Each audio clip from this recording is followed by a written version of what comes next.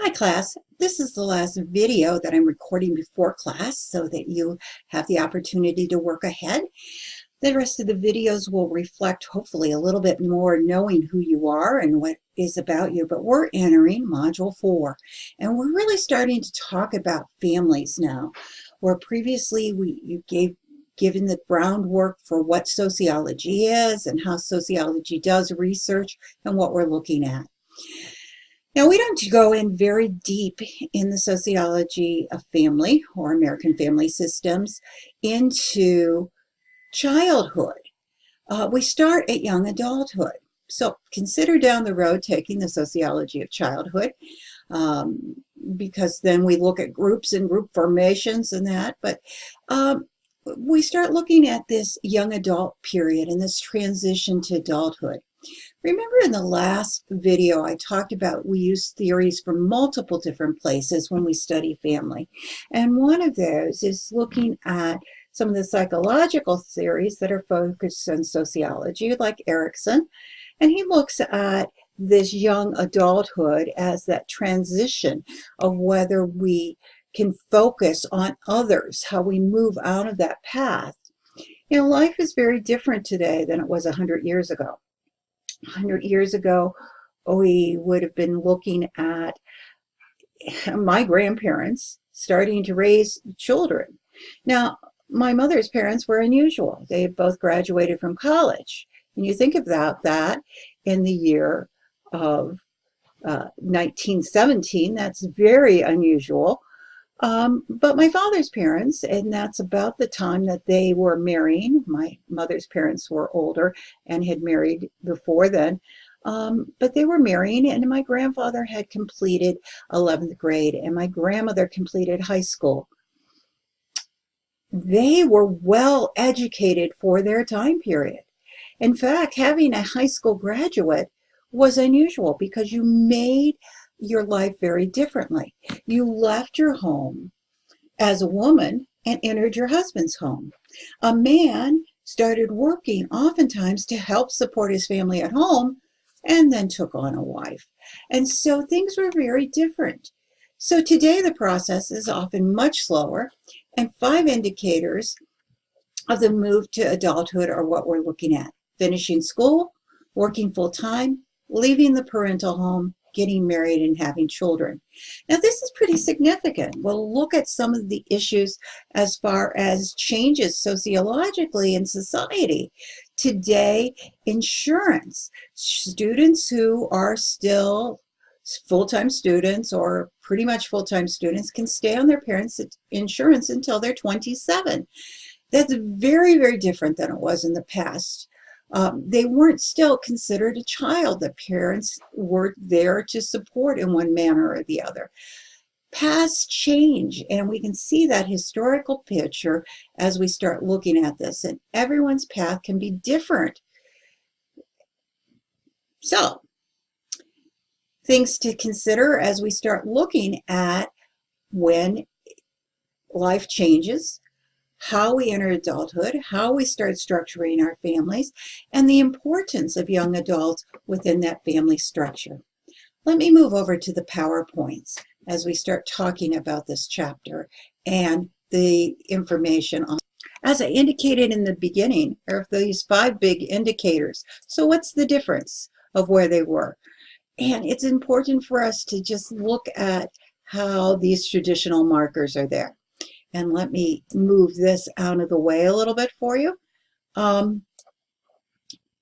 Let's see. Completed education, extremely important. Full-time employment.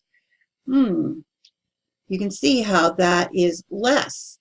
Ability to financially support yourself. Markers of adulthood. Have a child, not a marker of adulthood. Married, not always a marker of adulthood. Not living with parents. Many people today are adults living in that parental situation. We call them boomerang children in many cases. So let's look at the history. Agrarian economy, long periods of semi-independence, semi-dependent on parents because these were farming communities. You worked on your parents' farm. That was part of your earnings. And you even, in many cases, your families became that support for the farm community. You would build your home on the same property. You would contribute to the family income. It was prolonged, uncertain, and very variable. Then we introduce the Industrial Revolution, and we have this whole shift from rural economy, right? And this happens in the 1800s as we see that occur, and especially the late 1800s in the United States, where people move to the cities and industry comes into place. There's a lot of sociological things going on here. There's the development of equipment that can help with the farm.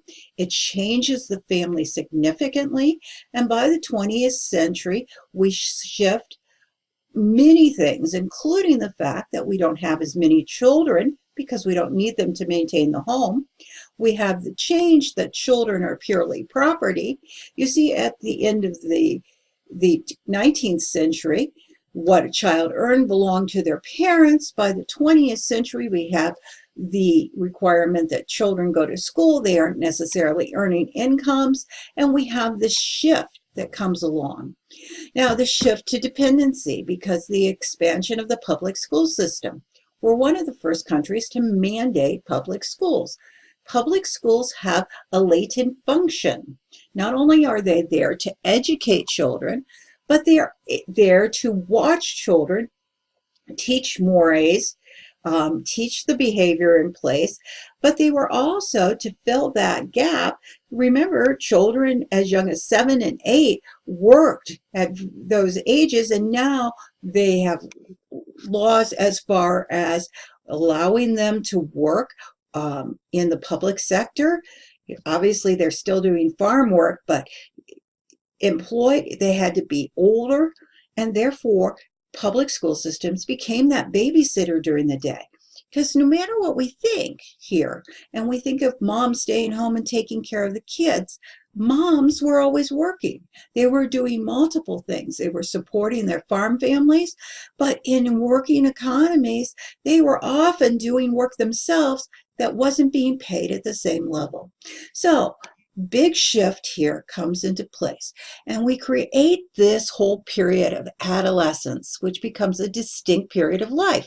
Remember, in 1820s, the average lifespan was only 27 years. You married, oftentimes were in a relationship that was permanently your relationship by the time you were 15 or 16.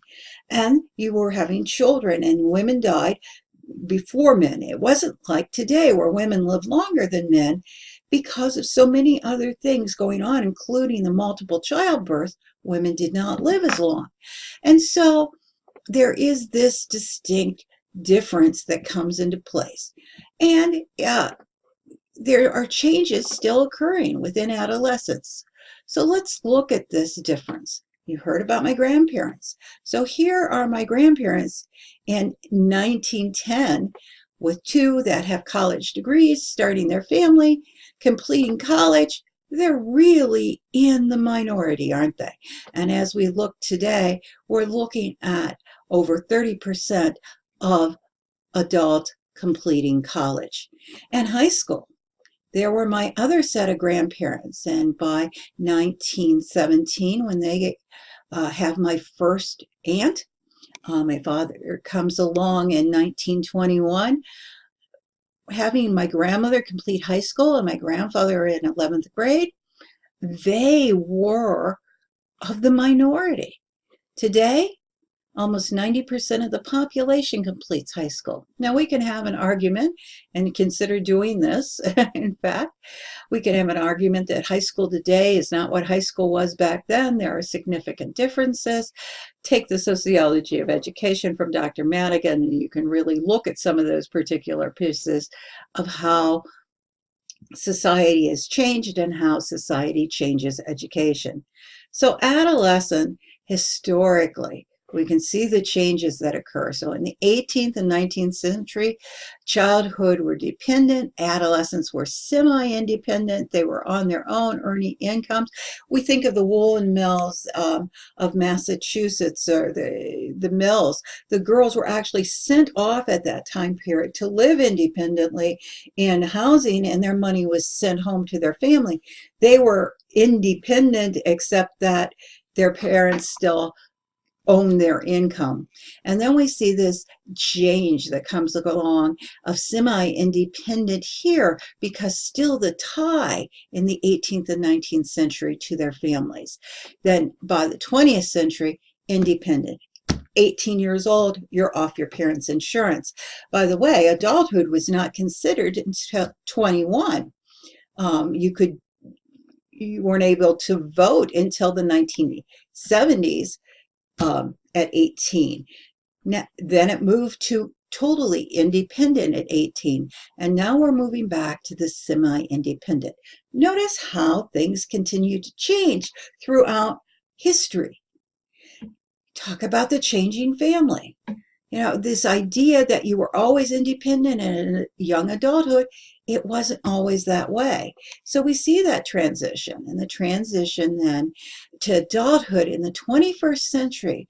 For most of you who are younger, are facing these things: economic uncertainty, the cost of higher education, the need for higher education, all of that tie into place. The changing family patterns.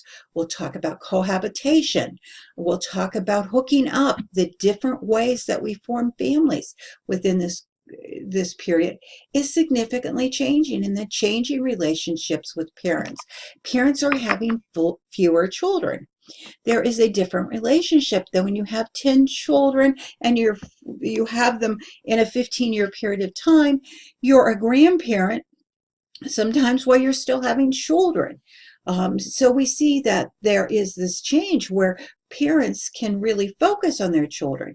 In fact, to the point that we see helicopter parenting coming into place. So let's look at the economic uncertainty. No surprise to you, there are higher levels of unemployment and stagnant wages. Those tend to be dropping right now, but things will change within the content. But what happens is that many of the jobs that used to just require a high school education require a college education. And beyond that, those that required college educations in the past now may require a master's. That education becomes a lifetime process. So there's a higher college attendance. About 1/3 of Americans have a college degree. And if we look at a percentage out there, we're also looking at a higher percent that start college. And so we see this need, and it varies based on race. So some significant issues as we start to look at the difference on race. And here the Asian Pacific Islanders have the highest degrees of college education when we start measuring them. Notice we don't start measuring this group until the 1990s. And then we see the higher amount of degrees for whites and the total here in red. And then we see this variation rate coming through right here. This is people of 2 or more races. Now, the United States, when we take census data, has collected and measured race differently in almost every census. So we are now allowed to declare multiple races, and that's pretty significant when you look at the patterns as we start evaluating. So we're not always comparing exactly the same thing when you're looking at data. Important things to consider. Here's a frightening statistic for those of you that are first-year students. 40% of first-year students do not finish their degree. And part of the reason is economic disadvantages within that, because there is that pressure to provide the income in the process. Those that do not finish are economically disadvantaged, and they have higher unemployment rates. Today, young adults are more likely to delay marriage as well. Pretty significant difference in the past. The median age for men and women of marrying was 22 to 23 years old. And that was pretty steady as we look across the background. There are times that it was at lower ages based on economics. Good economics, believe it or not, people marry more. Poor economics slows it down. So we saw that during the Depression of the 1930s, we see a change. We also see fewer children being born when economic pictures come in place. So you see the sociological content as we start seeing the differences here. So delay of marriage today puts the average age of marriage at 29 for men and 27 for women. And that's often tied to cohabitating before they marry. The stigma towards cohabitation, not as strong as it was in the past. And in fact, in many cases, there is no stigma. There is often that recommendation of getting to know each other at that deeper level. There is also the delaying of childbearing. Now, there are a number of things going on here that we'll talk about when we talk about having children, including the fact that conception is harder than it was in the past, and we are having more problems with conceiving children, which is reflected in the patterns of people having children, but also reflected in the environment they're in, and education delays childbearing. So 3 out of 10 20 to 24-year-olds have children. And that is a lot less than in the past, and we're having our children later. And it varies even more as we start looking at it. So as you're looking at this particular chart, you can see the living alone is small, basically around 20% for men and women ages 18 to 24. And it becomes a little bit smaller from ages 25 to 34. And here we look at living with parents. So in this population up to 24, 60% of men, 50% of women are still living with their parents, which drops greatly here to a 16% and a 10% as they enter 25 to 34. You can see the difference, especially of living with one spouse. Now, the difference becomes significant. You can see that level of marriage coming into place. Living with an unmarried partner, we can see the levels of cohabitation. Pretty interesting as we start exploring that changing relationship of adulthood and that transition that comes into place. So significantly different historically than it has been in the past.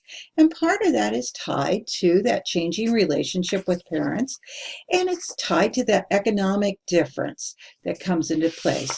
There is a significant difference in the relationship when parents only have 1 or 2 children versus with that large number in the past. So we see that. So this changing relationship as parents means that the semi-dependence into their 20s is that change that we looked at earlier.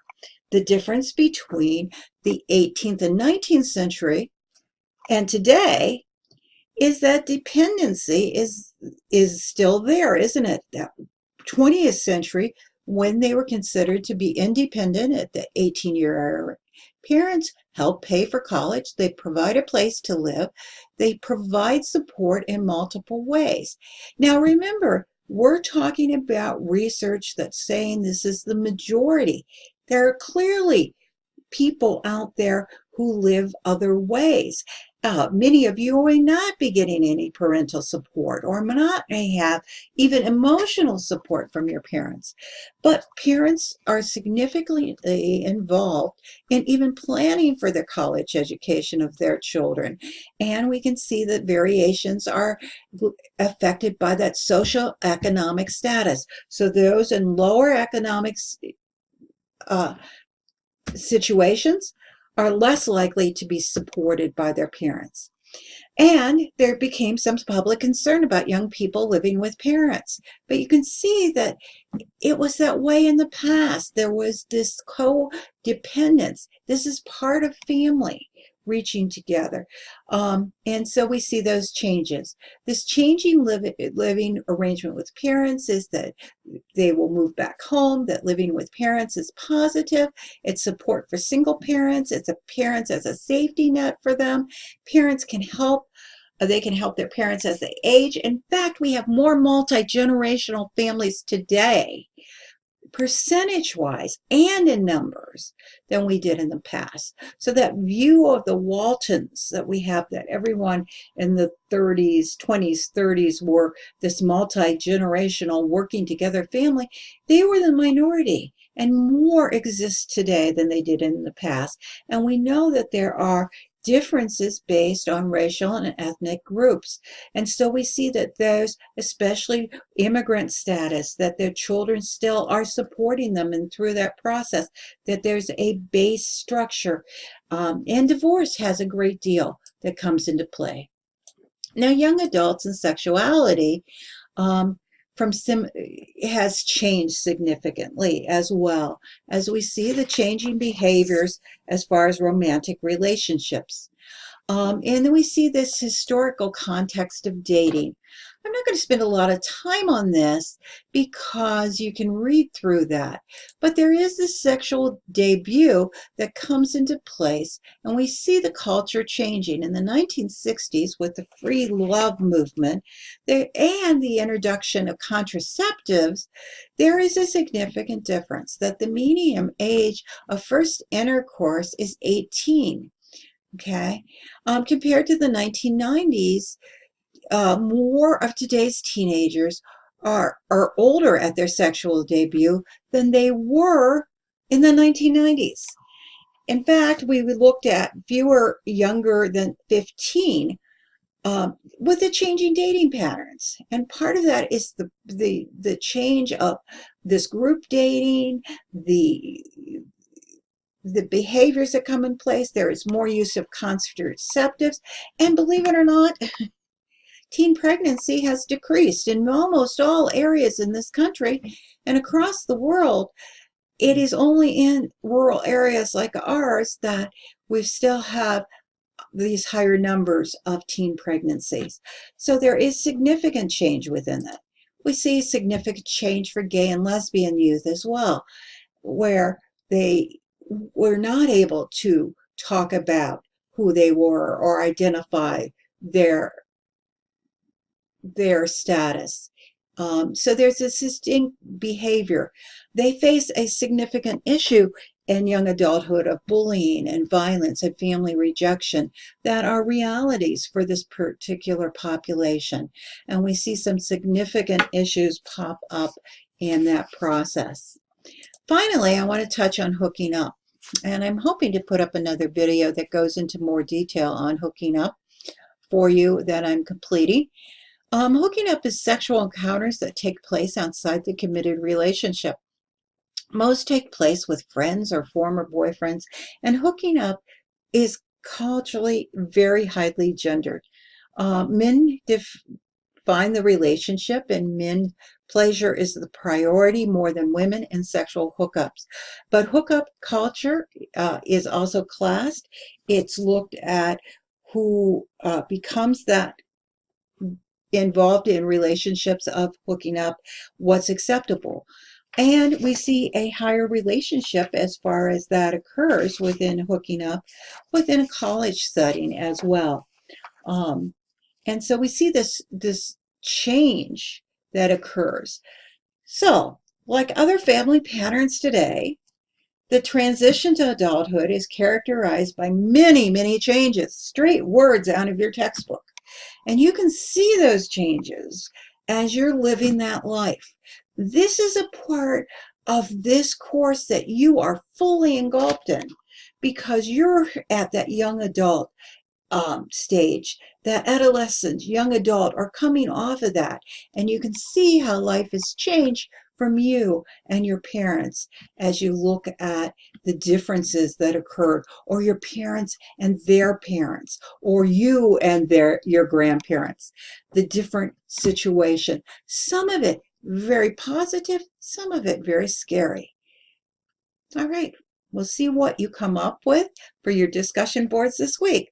Don't forget your exam and discussion boards are due by 11:30 on Sunday night, and your initial post on your discussion board by Wednesday at 11:30. Have a great day.